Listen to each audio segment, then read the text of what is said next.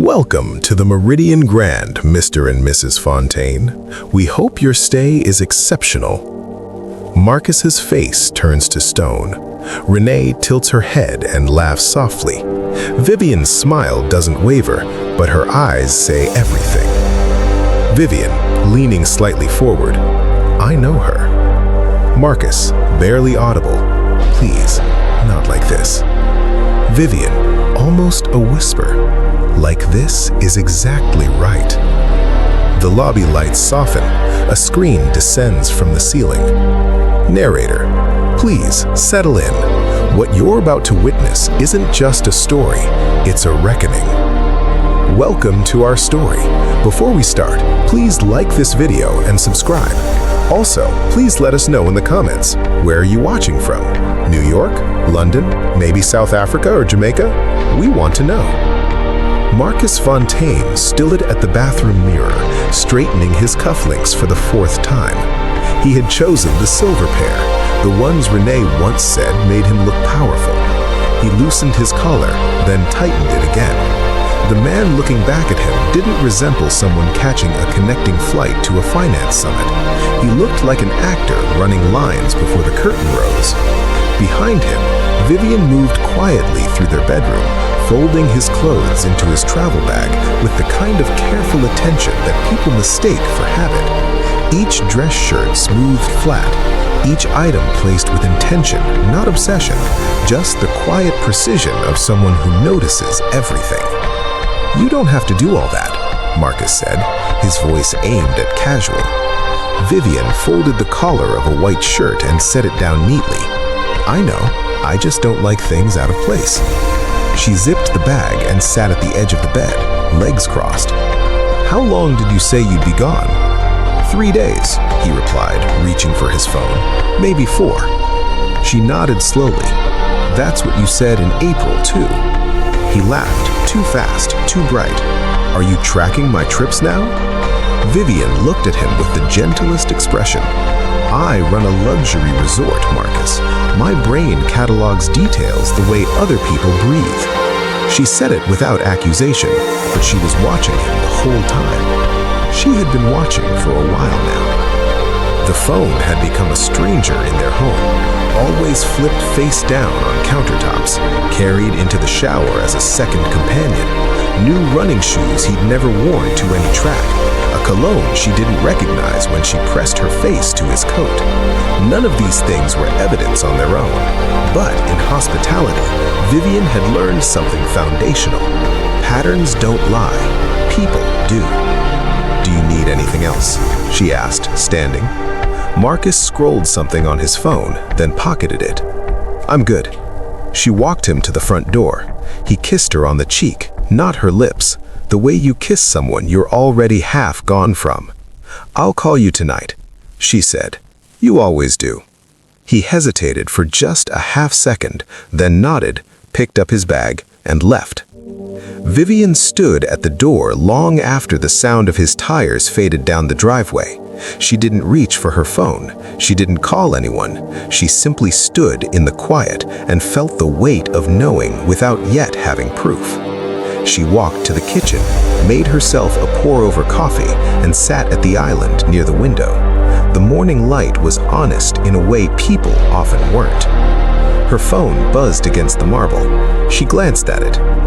Resort operations dashboard, an overnight notification she hadn't cleared.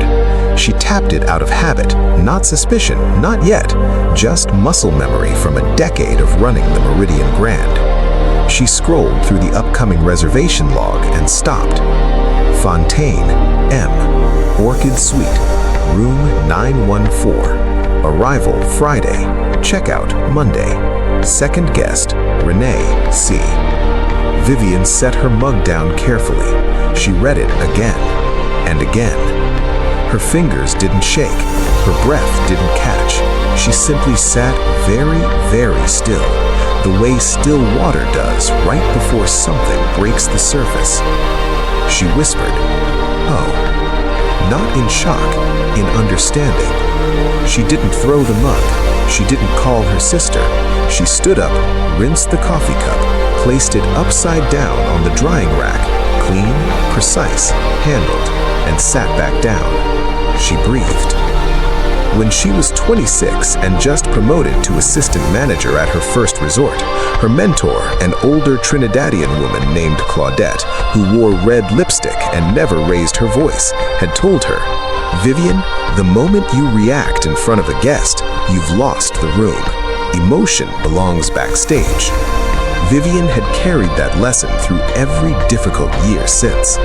She opened the app again, checked the dates, checked the name.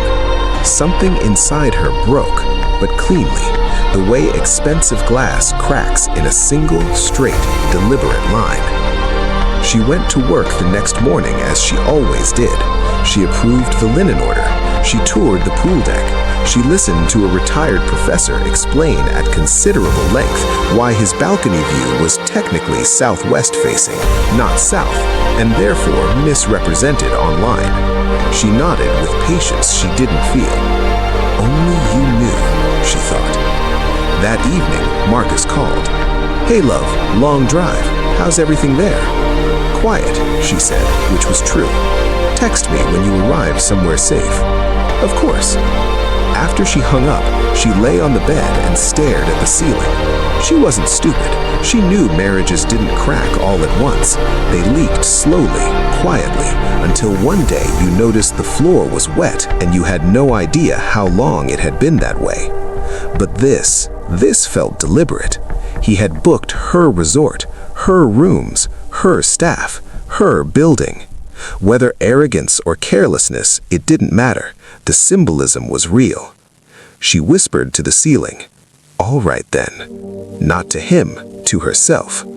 She woke up at 5:15 the following morning, showered, dressed, wrapped her locks in a clean, structured updo, put on the caramel blazer her senior staff had come to associate with serious days.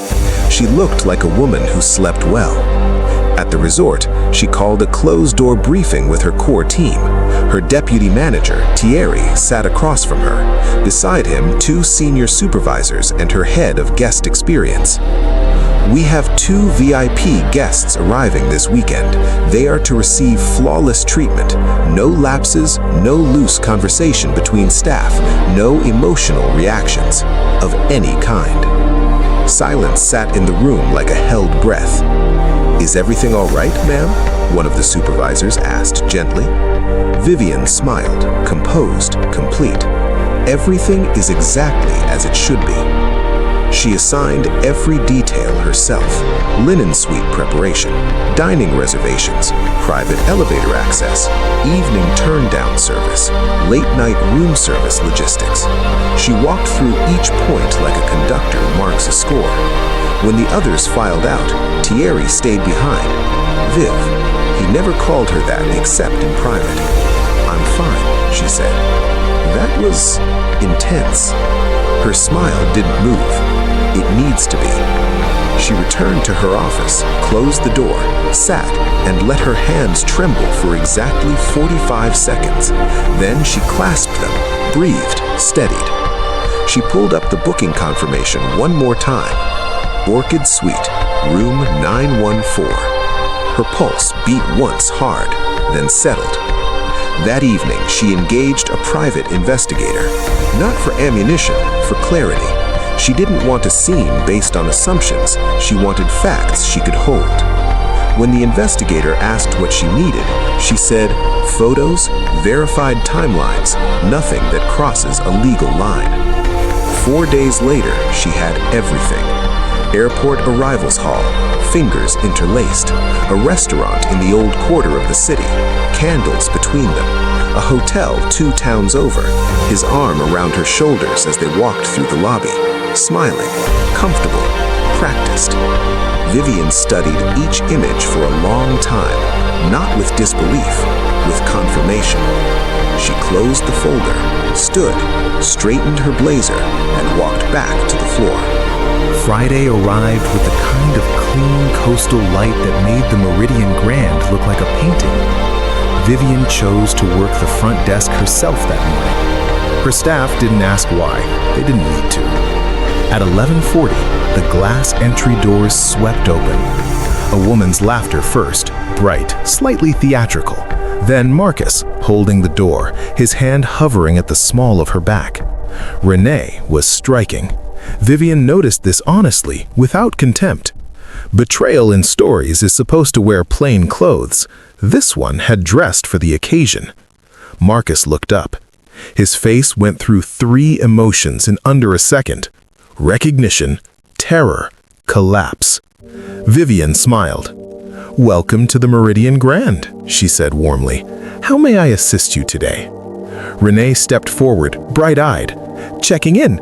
Should be under Fontaine," Vivienne said, fingers already moving. She looked up. "Mr. and Mrs. Fontaine, room 914, the Orchid Suite." She smiled at Renee. "We're so glad you chose us." Renee laughed. "Everyone said this place was special." "We try," Vivienne replied. She slid 2 key cards across the desk with steady hands. "Complimentary sparkling wine has been placed in the suite. If there's anything you need, please don't hesitate." She met Marcus's eyes for exactly 3 seconds. Not rage, not tears, ownership. "This is my room, my resort, my floor. You walked into it." Marcus swallowed. His hand on Renee's back had gone stiff. Vivienne watched them walk to the elevator. Then she exhaled, once, slow, controlled, like releasing pressure before it became sound. She returned to her office. She placed both palms flat on the desk. She leaned forward, not breaking, anchoring. "I see you," she whispered, not to him, to herself. She moved through the rest of the day the way the resort moved, steadily, professionally, without visible scenes. She approved the seasonal menu additions. She handled a noise complaint from the penthouse level. She complimented a junior bellman on his improved guest greetings. Every few minutes, Marcus's face surfaced in her mind, that specific shade of pale that comes when a man realizes his worlds have not stayed separate. In the late afternoon, she passed by the service corridor on the 9th floor. The hallway smelled of fresh orchids and cool linen, the particular quiet of wealth. She stopped outside room 914 for a moment. She heard nothing. She did not press her ear to the door. She was not that woman. She turned and walked back to the elevator. At 7:15 in the evening, her junior concierge appeared at her office. "Ma'am, room 914 has requested in-suite dinner service, full menu, seared duck, surf and turf option, wine pairing, and 2 desserts." "Approved," she said. He lingered. "They also asked specifically for the manager's signature touch. The guest said she'd heard about your personal hospitality style. She'd love for you to oversee delivery." Vivienne was quiet for a long moment. Then she smiled slowly. "Tell them the manager will bring the dinner herself." The concierge's eyes widened slightly. "You, personally, ma'am?" "Personally," she confirmed. When he left, she sat still for 20 seconds. Then she stood, adjusted her blazer, walked to the kitchen. The head chef saw her and paused mid-plating. "You're delivering?" "I am." He looked at her, then at the tray, then made a small, decisive sound and began adjusting the garnishes like the dish had a reputation to protect. When the tray was set, a senior server stepped forward. "I can take it, ma'am. It's heavy." "I have it," Vivienne said. She carried the tray to the service elevator herself. The doors closed. The mirror inside showed her face, composed, eyes clear, no trembling. She rode to 9, walked the corridor, knocked. "Come in," Renee's voice, warm and unguarded. Vivienne used the master access card. The Orchid Suite was golden inside, soft lamps, a half-open balcony door, the sound of distant water. A bottle of rosé on the coffee table, already open. Renee sat curled on the settee in a silk wrap, phone in hand. Marcus stood near the window with the posture of someone bracing for impact. Vivienne smiled back, warm and measured. "Good evening. I hope the suite has been comfortable." "Comfortable? It's extraordinary." Renee sat up straighter. "I told Marcus this place is exactly what we needed." Vivienne moved to the dining table and began arranging the service. Dishes placed, covers lifted with quiet efficiency. "Seared duck with the plum reduction," she said evenly. "Lobster thermidor. Your wine is the Reserve Blanc de Noirs. And for dessert, our pastry chef has prepared a miso caramel fondant with black sesame ice cream." Renee pressed her hand to her chest. "That's the most beautiful sentence I've ever heard." Vivienne's gaze slid briefly towards Marcus. He looked like a man standing at the edge of something he couldn't step back from. "You two have met?" Renee asked, catching the current between them. Marcus opened his mouth. Nothing came out. "We've met," Vivienne said pleasantly. Renee tilted her head. "Through the resort?" "Something like that." Marcus stepped forward, voice low and tight. "Vivienne, can we speak? Alone, please." Vivienne adjusted a napkin ring with 2 fingers, as if she hadn't heard an urgent question, but merely a guest suggestion. "You are having your stay," she said softly. "Enjoy it." Renee's smile had begun to lose its ease. "David? Marcus, I mean. What's going on?" Marcus turned to her, jaw tight. "Nothing. She's just the manager." Renee looked back at Vivienne. "Do you know his wife?" Vivienne held Renee's gaze steadily. "I know her," she said. "Very well." A pause. "Enjoy your dinner." She walked to the door, every step measured, spine straight. Behind her, Renee called, "Wait, what do you mean you know her?" Vivienne paused at the threshold. She looked back with something that could be called kindness, if kindness could have a clean, sharp edge. "Only that we take our guests' experiences personally," she said gently. The door closed behind her. In the hallway, Vivienne's breathing stayed level. Her fingers curved slightly at her side. She waited until the elevator doors sealed around her, then exhaled, long and slow, the way you release something that has been held too tight for too long. She returned to the lobby. Thierry looked up. "You all right? You delivered dinner yourself?" "Yes." He watched her face. "You sound completely normal." She stared at the reservation wall. That was the point. Near midnight, Vivienne sat in her office reviewing the resort's internal security archive. Not surveillance in anger, documentation in preparation. If Marcus tried later to rewrite what had happened, she wanted facts in her hands, not feelings. She watched him freeze at the front desk, watched the stiffness move up his spine like cold water, watched the way he tried to arrange his face and failed. She closed the archive. She leaned back. She wasn't chasing ruin, she was letting gravity do its work in a controlled space, her space, and the weight of that was already showing on him. By morning, the resort report showed room 914 had ordered in-room breakfast. Renee had booked a spa treatment, everything charged to the suite, every comfort arranged. Vivienne sent a handwritten card, delivered with the morning fruit plate. "To our guests in the Orchid Suite, may this stay be one you never forget. With our full attention, management." Thierry read it before it was sealed and looked at her. "Unforgettable," he repeated quietly. "It's accurate," Vivienne replied. That afternoon, Renee came downstairs alone, in oversized sunglasses, the particular energy of a woman who believes she is in a beautiful dream. She approached the concierge. "Is there anything romantic happening tonight? Something special?" The concierge, who had received very specific instructions, smiled carefully. "We do have our quarterly partner gala this evening. Quite exclusive." Renee brightened. "Can we attend? Tell the manager we'd love to come." When the message reached Vivienne, she didn't hesitate. "Invite them." Thierry stared at her. "Viv, you're serious?" "Send them a formal invitation. Orchid Suite, both names."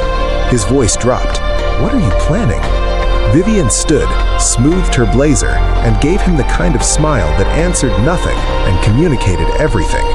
A lesson in honesty. The gala transformed the Meridian Grand's main hall into something cinematic.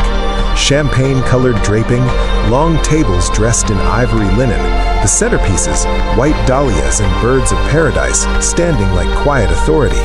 A live quartet played in the corner, jazz understated enough that conversation could breathe. Vivienne moved through the room in a midnight blue gown, fitted, structured, elegant without effort. She greeted regional partners, city council officials, long-term clients. She laughed warmly. She shook hands. She was, by every visible measure, the composed and celebrated manager of an award-winning resort, a woman who had built something real. "You run this place beautifully," a woman in a green wrap told her. "Thank you," Vivienne said. "We're proud of it." And she meant it.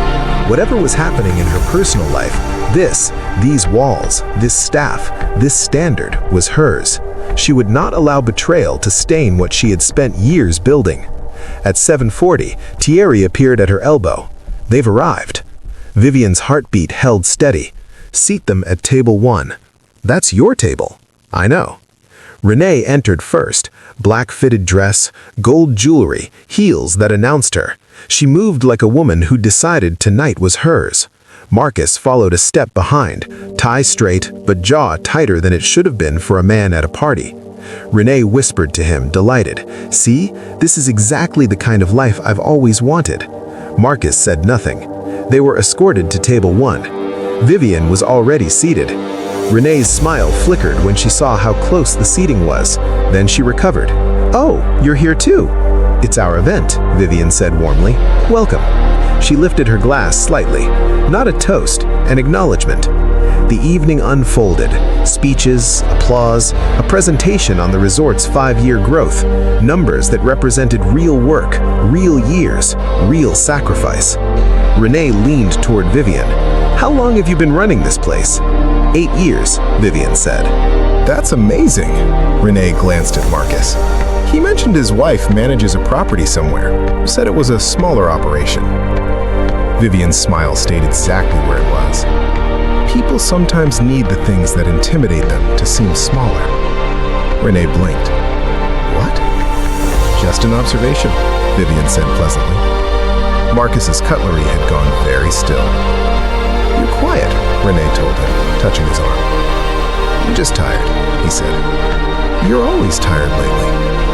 Vivienne watched him. She noticed how he hadn't touched his food, how his eyes moved around the room like a man calculating exits, how the confidence she had once found attractive had been replaced tonight with something smaller and much less becoming. At 9:10, the MC returned to the stage. "And now, please welcome the woman who has made this resort what it is, Miss Vivienne Hart."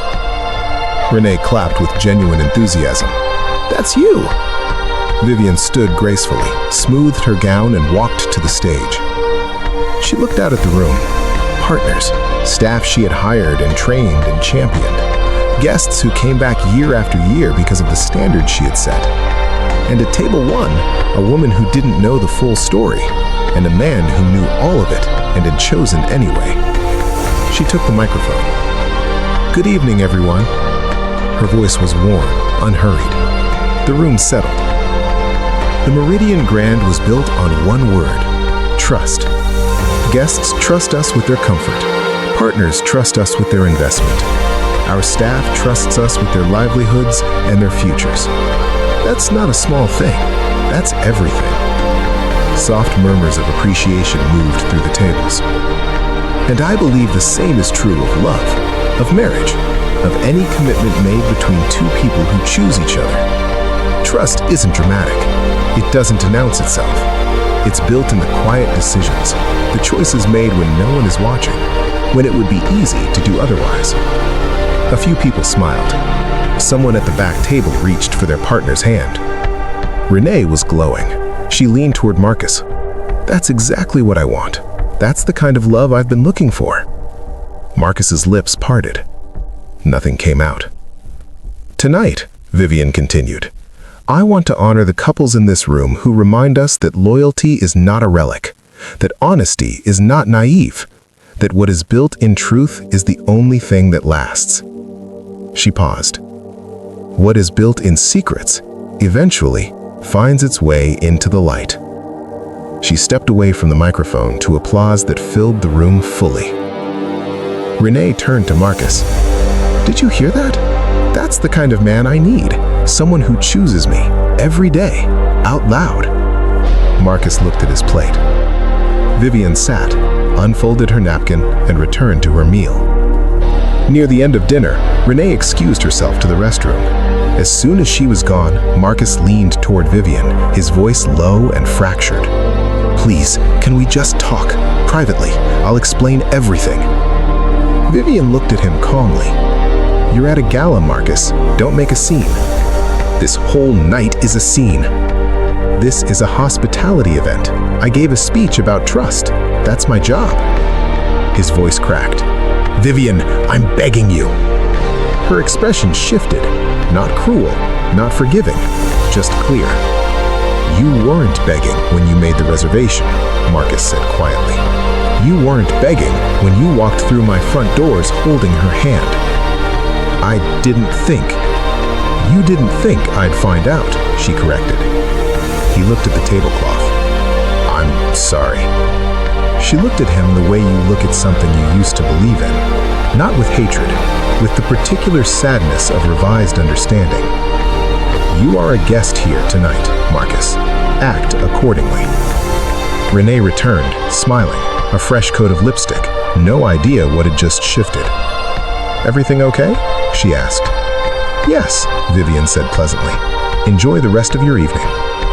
At 10:20, the lights dimmed for the segment marked on the evening's program as Our Stories, a celebration of guests. Every year, the Meridian Grand honored notable stays, anniversaries, proposals, milestone birthdays. A slideshow, captions, warm laughter from the audience. "Ladies and gentlemen," the MC announced, "we'd like to share a few of the remarkable stories that have unfolded within these walls.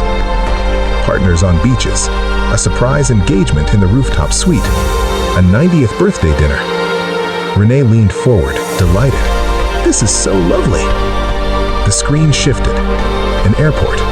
Marcus and Renee, bags in hand, laughing toward a camera that wasn't meant for them. Renee's smile became confused. Another image. A restaurant downtown. Their hands across the table. Then a hotel lobby, not this one. Then a balcony selfie, her head on his shoulder, both of them squinting into afternoon sun. The ballroom went very quiet. "What?" Renee's voice came out small. "What is this? Why are we on the screen?" Marcus stood up abruptly, his chair scraped back hard. "Stop! Stop it right now!" The MC looked toward the main table, confused, uncertain. Vivienne raised her hand from her seat. "Please, continue," she said into the table microphone. Her voice was the steadiest thing in the room. The final image appeared. Marcus and Renee entering the Meridian Grand 2 stays prior, laughing, unaware of the camera above the entrance, his hand at her back, the same gesture Vivienne had watched through her own glass doors. The audience erupted in whispers. Renee turned to Marcus. She was no longer confused. She was beginning to understand, and understanding was worse. "Marcus, are you married?" His mouth opened. "Marcus, answer me." All eyes at table 1, all eyes nearby. The gentle murmur of the room, now a low, charged current. Vivienne stood slowly. She walked to the stage without hurry, without theater. She accepted the microphone with a nod of acknowledgement to the MC. She looked out at the room. "Thank you for your patience," she said clearly. "The Meridian Grand takes hospitality seriously. That means we don't only serve meals and arrange pillows, we protect truth." The silence was complete. Marcus's voice came from behind her, hoarse, desperate. "Vivienne, please!" She turned slightly, not fully, just enough. "You made a reservation under an assumed name," she said, calm, measured, the microphone carrying every word with perfect fidelity. "In my resort, on the weekend of our anniversary." Renee made a sound, not a word. Her hand went to her mouth. "Our anniversary," Renee repeated. "You told me, you said you were separated. You said the marriage was over." Vivienne's gaze moved briefly to Renee. "I believe you didn't know," she said. Renee looked up, eyes shining with something between anger and humiliation. "He told me you were..." She stopped, started again. "He said you were background, that you didn't really... She couldn't finish. Vivienne's voice softened, not with mercy exactly, but with the kind of quiet truth that can only be offered from a place of absolute steadiness. Men who lie often need their wives to be small. It makes the betrayal feel bigger than it is. Renee's expression crumbled, then hardened. She turned to Marcus. How long? Renee, how long? He reached for her. She stepped back the way you step back from something that has just revealed its edges. Don't, she said. She grabbed her evening bag. Her hands were shaking, but her chin was lifted. She turned and walked, heels deliberate, each step landing like punctuation, toward the ballroom exit. Marcus lurched. Renee, wait! She spun in the doorway. Don't you dare call me! And she was gone. The room held its breath. Vivienne turned back to the guests. Her voice was gracious, unhurried. I apologize to all of you for the interruption this evening. This was not how we planned to close the night. Your meals are complimentary, and our team will ensure every remaining moment is comfortable. The quartet will continue shortly. The applause started slowly. Then it grew. Not sympathy applause, not pity, respect. Vivienne handed the microphone back, walked from the stage, and returned to her table with her posture unbroken. Marcus stood alone in the center of a room full of people, with nothing left to hide behind and no story left to tell. Vivienne, his voice had become something small and frayed. Please! She lifted her glass of water and took a slow, deliberate sip. Marcus found the corridor and leaned against the wall outside the ballroom. The muffled music from inside felt like it was playing in another dimension, life continuing without him while his own quietly fell apart. Footsteps, steady, unhurried. He knew them. He straightened instinctively, as if posture could negotiate with consequence. Vivienne, please, just... She stopped a measured distance away. Her expression was not the face of a woman enjoying her revenge. It was the face of someone who had finally stopped carrying something that was never hers to carry. You shouldn't be standing in the corridor. It's not appropriate. Appropriate? Vivienne, you just... I hosted our quarterly gala, and I addressed a situation that was threatening my dignity in the only environment I fully control. You didn't have to do it like that. How then? She asked, genuinely. Quietly, in our kitchen while you stood there denying it, while I cried and you promised and then did it again? He opened his mouth, then closed it. I didn't mean for it to become this, he said quietly.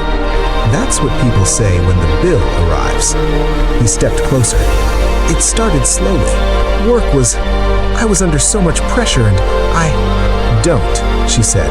Don't hand me work as a reason. You made choices. Own them. He flinched. I know I did, but I never stopped loving you. I need you to know that. Vivienne's expression didn't change, but something in her eyes, some last remaining thread of the woman who had once believed everything he said, went still. Love isn't a feeling you claim when you've been caught. It's a thing you protect when you're tempted. He swallowed hard. I made a mistake. You made a plan, she replied quietly. You booked the suite. You created a name. You brought her into the building I have given 8 years of my life to. You looked me in the face at reception and said nothing. I didn't expect you to be at the desk. So if it had been someone else, she said slowly, you would have been comfortable. Silence. His eyes filled. I don't want a divorce. She studied him for a long, quiet moment. The ballroom door opened briefly. Laughter tried to re-enter the corridor. Glasses clinked. Then the door closed again. Wanting something isn't the same as deserving it, she said. He stepped forward, hand reaching out. She raised her palm, steady and final between them. Don't, she said. He stopped. Something in that single syllable carried more weight than a year of arguments could have. I'm not going to fight you in the hallway, she continued, and I'm not going to give you a scene that lets you tell people you were a victim of my anger. Then what are you going to do? I'm going to end this with the same thing you took from it. Clarity. He stared at her. You're divorcing me? She let him sit in that for a moment. Go back to the suite, she said. Pack tonight. Tomorrow morning, come to the front desk." "Vivienne." "You're a guest," she said simply. "Go to your room." She turned and walked back toward the service elevator. He called after her once. She didn't stop.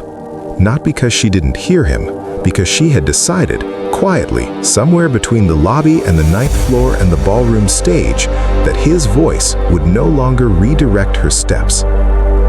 Back inside, Vivienne moved through the room like a professional completing her shift, which she was. She apologized to a few tables personally. She ensured the dessert course was executed well. She thanked the quartet.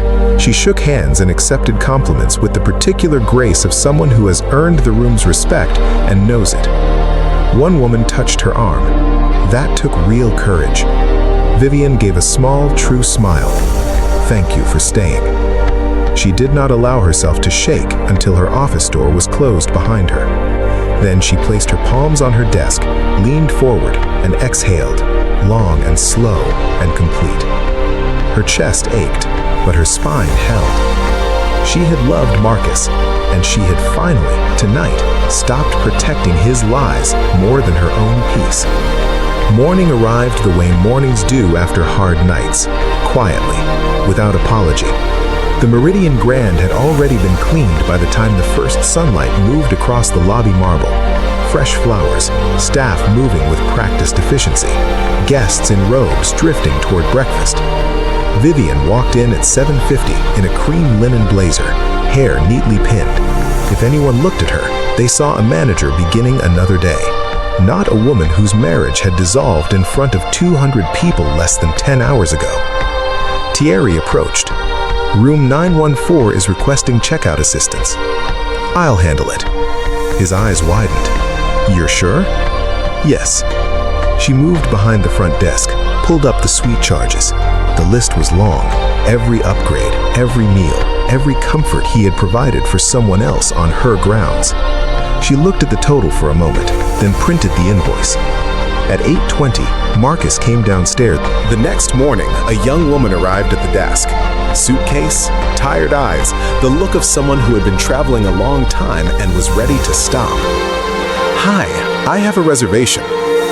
Vivienne stepped behind the desk herself, something she still did sometimes, when she wanted to feel grounded in the things she'd built. "Name?"